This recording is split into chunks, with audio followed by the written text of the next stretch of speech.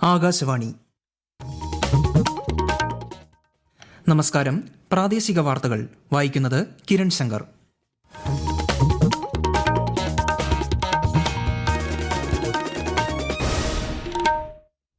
പ്രധാന വാർത്തകൾ. അഴിമതിരഹിത സേവനത്തിലൂടെ മാത്രമേ വികസന പ്രവർത്തനങ്ങൾ പൂർത്തിയാക്കാൻ സാധിക്കുകയുള്ളൂവെന്ന് മുഖ്യമന്ത്രി പിണറായി വിജയൻ.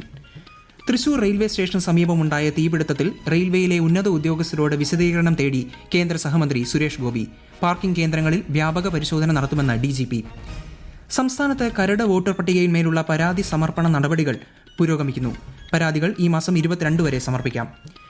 ന്യൂഡൽഹിയിൽ നടക്കുന്ന 29ാമത് ദേശീയ യുവോത്സവത്തിൽ പങ്കെടുക്കാൻ കേരളത്തിന്റെ 35 അംഗ സംഘം തിരുവനന്തപുരം ലോക് ഭവനിൽ നാളെ യാത്രയയപ്പ്.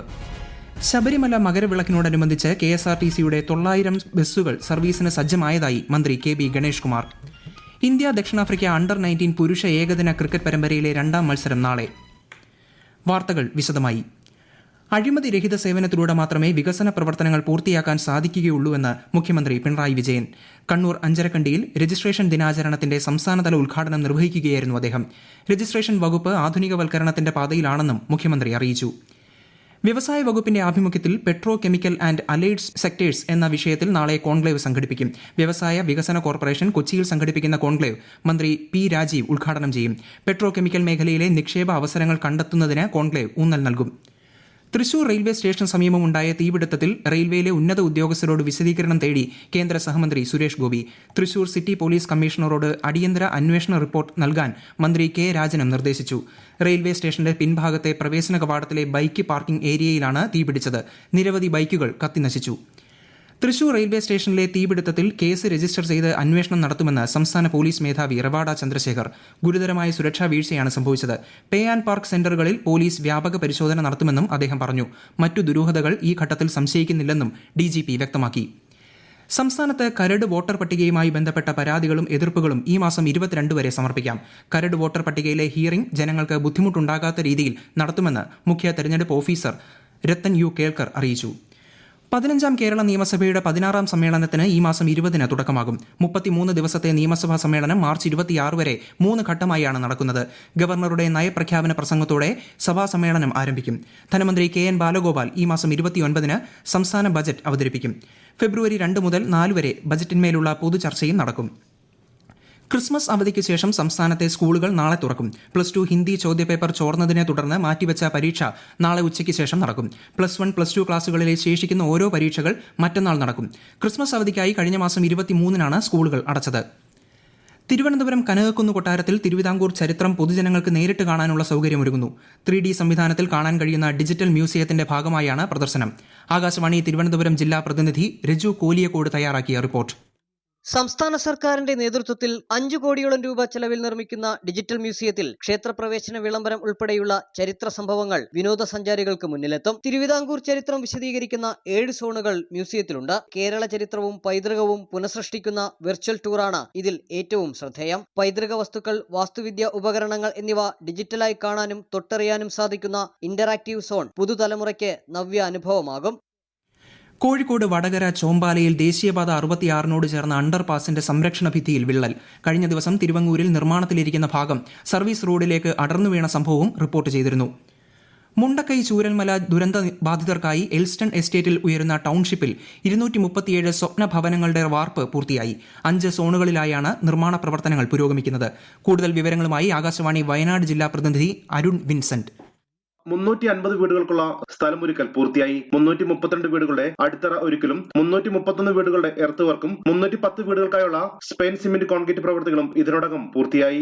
1500 തൊഴിലാളികളാണ് ടൗൺഷിപ്പിൽ രാപകൽ പ്രവർത്തിക്കുന്നത്. ടൗൺഷിപ്പിലൂടെ കടന്നുപോകുന്ന KICBയുടെ വിതരണ ലൈൻ മാറ്റി സ്ഥാപിക്കുകയും ചെയ്തു. ടൗൺഷിപ്പിലേക്കുള്ള റോഡ് നിർമ്മാണവും ദ്രുതഗതിയിൽ പുരോഗമിക്കുകയാണ്. 3 ഘട്ടങ്ങളായാണ് റോഡ് നിർമ്മാണം പുരോഗമിക്കുന്നത്. 9 ലക്ഷം ലിറ്റർ ശേഷിയുള്ള കുടിവെള്ള സംഭരണി, സീവേജ് ട്രീറ്റ്മെന്റ് പ്ലാന്റ്, ഡ്രെയിനേജ് എന്നിവയുടെ നിർമ്മാണ പ്രവർത്തനങ്ങളും പുരോഗമിക്കുകയാണ്.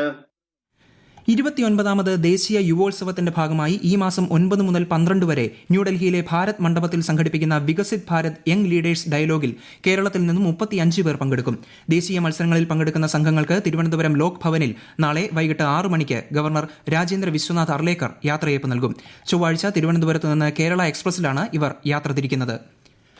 പുനർജനി കേസിൽ തനിക്കെതിരെ CBI അന്വേഷണത്തിന് ശുപാർശ ചെയ്ത വാർത്ത വരാനിരിക്കുന്ന നിയമസഭാ തെരഞ്ഞെടുപ്പ് മുന്നിൽ കണ്ടുകൊണ്ടാണെന്ന് പ്രതിപക്ഷ നേതാവ് VD സതീശൻ.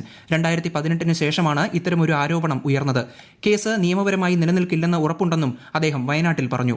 അതേസമയം CBI അന്വേഷണത്തിന് വിജിലൻസ് ശുപാർശ ചെയ്ത സംഭവത്തിൽ തീരുമാനമെടുക്കേണ്ടത് സംസ്ഥാന സർക്കാരാണെന്ന് CPIM സംസ്ഥാന സെക്രട്ടറി MV ഗോവിന്ദൻ പ്രതികരിച്ചു. ഈ വാർത്തകൾ ആകാശവാണിയിൽ നിന്ന്. ആകാശവാണി വാർത്തകളും വാർത്താ അധിഷ്ഠിത പരിപാടികളും all India radio news Thiruvananthapuram YouTube ചാനലിലും @all India radio news Thiruvananthapuram Facebook പേജിലും AIR ന്യൂസ് _തിരുവനന്തപുരം ഇൻസ്റ്റഗ്രാം അക്കൌണ്ടിലും @AIR ന്യൂസ് _TVM X ഹാൻഡിലും ലഭ്യമാണ്. കേന്ദ്ര സർക്കാരിന്റെ വിവിധ പദ്ധതികളെക്കുറിച്ച് ആകാശവാണി തിരുവനന്തപുരം പ്രാദേശിക വാർത്താ വിഭാഗം തയ്യാറാക്കുന്ന പ്രത്യേക ചർച്ചകൾ തിങ്കളാഴ്ച ഒഴികെയുള്ള ദിവസങ്ങളിൽ പ്രക്ഷേപണം ചെയ്യുന്നു.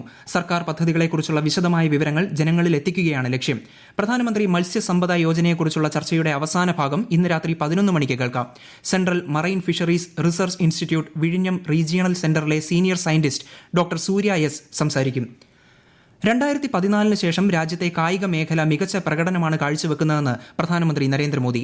വാരാണസിയിൽ നടക്കുന്ന 72ാമത് ദേശീയ വോളിബോൾ ടൂർണമെന്റ് വീഡിയോ കോൺഫറൻസിലൂടെ ഉദ്ഘാടനം ചെയ്യുകയായിരുന്നു അദ്ദേഹം. ദേശീയ കായിക നിയമം, ഖേലോ ഭാരത് നീതി തുടങ്ങിയവയിലൂടെ കേന്ദ്ര സർക്കാർ കായിക മേഖലയിൽ നിരവധി പരിഷ്കാരങ്ങളാണ് നടപ്പാക്കിയിട്ടുള്ളതെന്നും പ്രധാനമന്ത്രി അറിയിച്ചു. മകരവിളക്കിനോടനുബന്ധിച്ച് പമ്പയിലേക്ക് സർവീസ് നടത്തുന്നതിനായി 900 ബസ്സുകൾ സജ്ജമാക്കിയിട്ടുണ്ടെന്ന് ഗതാഗത മന്ത്രി KB ഗണേഷ് കുമാർ. പമ്പയിൽ നടന്ന അവലോകന യോഗത്തിൽ സംസാരിക്കുകയായിരുന്നു അദ്ദേഹം. ആവശ്യമെങ്കിൽ 100 ബസ്സുകൾ കൂടി അനുവദിക്കും. കൂടുതൽ ബസ്സുകൾ സർവീസ് നടത്തുന്നതിനനുസരിച്ച് പമ്പ ഹിൽ ടോപ്പിൽ പാർക്കിങ്ങിന് കൂടുതൽ സൌകര്യം ഏർപ്പെടുത്തുമെന്നും മന്ത്രി അറിയിച്ചു. മകരസംക്രമ സന്ധ്യയിൽ അയ്യപ്പ വിഗ്രഹത്തിൽ ചാർത്താനുള്ള തിരുവാഭരണങ്ങൾ ഈ മാസം 12-ന് പന്തളത്ത് നിന്ന് ഘോഷയാത്രയായി ശബരിമലയിലേക്ക് കൊണ്ടുപോകും. 14-നാണ് മകരവിളക്ക്. പന്തളം വലിയ തമ്പുരാന്റെ പ്രതിനിധിയായി PN നാരായണവർമ്മയാണ് ഇത്തവണ ഘോഷയാത്ര നയിക്കുന്നത്. സ്വന്തം ജീവിതം തന്നെ സന്ദേശമാക്കിയ രാഷ്ട്രപിതാവ് മഹാത്മാഗാന്ധിയുടെ സ്മൃതി ഉണർത്തി ഗാന്ധി കലാതീത പൈതൃക ഫോട്ടോ പ്രദർശനം കണ്ണൂരിൽ ആരംഭിച്ചു. കണ്ണൂർ പൈതൃക ഉത്സവത്തിന്റെ ഭാഗമായി മഹാത്മാ മന്ദിരത്തിൽ ചൊവ്വാഴ്ച വരെയാണ് പ്രദർശനം. കൂടുതൽ വിവരങ്ങളുമായി ആകാശവാണി കണ്ണൂർ ജില്ലാ പ്രതിനിധി KO ശശിധരൻ. ഗാന്ധിജിയുടെ ജനനം മുതൽ മരണം വരെയുള്ള നിരവധി മുഹൂർത്തങ്ങൾ കോർത്തിണക്കിയ 150-ലധികം ചിത്രങ്ങളാണ് പ്രദർശനത്തിൽ ഒരുക്കിയിരിക്കുന്നത്. ഉപ്പു സത്യാഗ്രഹം, ദണ്ഡിയാത്ര, വൈക്കം സത്യാഗ്രഹം, ഗാന്ധിയും നെഹ്റുവും കസ്തൂർബ ഗാന്ധിയോടൊപ്പമുള്ള ചിത്രങ്ങൾ തുടങ്ങിയ ചിത്രങ്ങളാണ് പ്രദർശനത്തിൽ ഒരുക്കിയിരിക്കുന്നത്. അഹിംസയുടെയും സമാധാനത്തിന്റെയും പാഠങ്ങൾ പകർന്നു നൽകുന്നവയാണ് പ്രദർശനത്തിലെ ഓരോ ചിത്രങ്ങളും. ചിത്രപ്രദർശനത്തിന്റെ ഉദ്ഘാടനം മന്ത്രി രാമചന്ദ്രൻ കടന്നപ്പള്ളി നിർവഹിച്ചു. രാവിലെ 9 മണി മുതൽ രാത്രി 7 മണി വരെയാണ് പ്രദർശനം. ഇന്ത്യ ദക്ഷിണാഫ്രിക്ക അണ്ടർ-19 പുരുഷ ഏകദിന ക്രിക്കറ്റ് പരമ്പരയിലെ 2ാം മത്സരം നാളെ ഉച്ചയ്ക്ക് 1 മണിക്ക് ദക്ഷിണാഫ്രിക്കയിലെ ബെനോണിയിലാണ് മത്സരം. പരമ്പരയിലെ ആദ്യ മത്സരത്തിൽ ഇന്ത്യയ്ക്കായിരുന്നു ജയം. 3 മത്സരങ്ങളാണ് പരമ്പരയിൽ ഉള്ളത്. CITU അഖിലേന്ത്യാ ജനറൽ സെക്രട്ടറിയായി എളമരം കരീമിനെ തെരഞ്ഞെടുത്തു. ഈ പദവിയിലെത്തുന്ന ആദ്യ മലയാളിയാണ് അദ്ദേഹം. സുദീപ് ദത്തയാണ് അഖിലേന്ത്യാ പ്രസിഡന്റ്. വിശാഖപട്ടണത്ത് നടന്ന 18ാം അഖിലേന്ത്യാ സമ്മേളനത്തിലാണ് പുതിയ ഭാരവാഹികളെ തെരഞ്ഞെടുത്തത്. തിരുവനന്തപുരം കണ്ണമ്മൂല വാർഡ് കമ്മിറ്റി സംഘടിപ്പിച്ച മേയർക്കൊപ്പം വികസന ചർച്ചാ പരിപാടി മേയർ VB രാജേഷ് ഉദ്ഘാടനം ചെയ്തു. വാർഡ് കൌൺസിലർ പാറ്റൂർ രാധാകൃഷ്ണൻ അധ്യക്ഷനായി. വാർഡിന്റെ സമഗ്ര വികസനം സംബന്ധിച്ച് ജനസഭ ചർച്ച ചെയ്ത് അംഗീകരിച്ച രൂപരേഖ ഗ്രീൻ ഫ്ലോ കണ്ണമ്മൂല മേയർക്ക് കൈമാറി. സംസ്ഥാനത്തെ എഞ്ചിനീയറിംഗ്, ആർക്കിടെക്ചർ, ഫാർമസി, മെഡിക്കൽ അനുബന്ധ കോഴ്സുകളിലേക്കുള്ള പ്രവേശന പരീക്ഷയ്ക്ക് നാളെ മുതൽ അപേക്ഷിക്കാം. പ്രവേശന പരീക്ഷാ കമ്മീഷണറുടെ ഔദ്യോഗിക വെബ്സൈറ്റായ cee.kerala.gov.in കീം 2026 ഓൺലൈൻ ആപ്ലിക്കേഷൻ ലിങ്കിലൂടെ ഈ മാസം 31-ന് വൈകിട്ട് വരെ അപേക്ഷ സമർപ്പിക്കാം. പ്രധാന വാർത്തകൾ വീണ്ടും. അഴിമതിരഹിത സേവനത്തിലൂടെ മാത്രമേ വികസന പ്രവർത്തനങ്ങൾ പൂർത്തിയാക്കാൻ സാധിക്കുകയുള്ളൂവെന്ന് മുഖ്യമന്ത്രി പിണറായി വിജയൻ. തൃശൂർ റെയിൽവേ സ്റ്റേഷന് സമീപമുണ്ടായ തീപിടുത്തത്തിൽ റെയിൽവേയിലെ ഉന്നത ഉദ്യോഗസ്ഥരോട് വിശദീകരണം തേടി കേന്ദ്ര സഹമന്ത്രി സുരേഷ് ഗോപി. പാർക്കിംഗ് കേന്ദ്രങ്ങളിൽ വ്യാപക പരിശോധന നടത്തുമെന്ന് DGP. സംസ്ഥാനത്ത് കരട് വോട്ടർ പട്ടികയിന്മേലുള്ള പരാതി സമർപ്പണ നടപടികൾ പുരോഗമിക്കുന്നു. പരാതികൾ ഈ മാസം 22 വരെ സമർപ്പിക്കാം.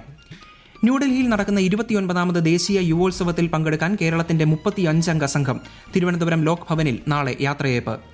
ശബരിമല മകരവിളക്കിനോടനുബന്ധിച്ച് KSRTCയുടെ 900 ബസ്സുകൾ സർവീസിന് സജ്ജമായതായി മന്ത്രി KB ഗണേഷ് കുമാർ. ഇന്ത്യ ദക്ഷിണാഫ്രിക്ക അണ്ടർ-19 പുരുഷ ഏകദിന ക്രിക്കറ്റ് പരമ്പരയിലെ 2ാം മത്സരം നാളെ. പ്രാദേശിക വാർത്തകൾ കഴിഞ്ഞു. അടുത്ത വാർത്താ പ്രക്ഷേപണം രാത്രി 7:25-ന്.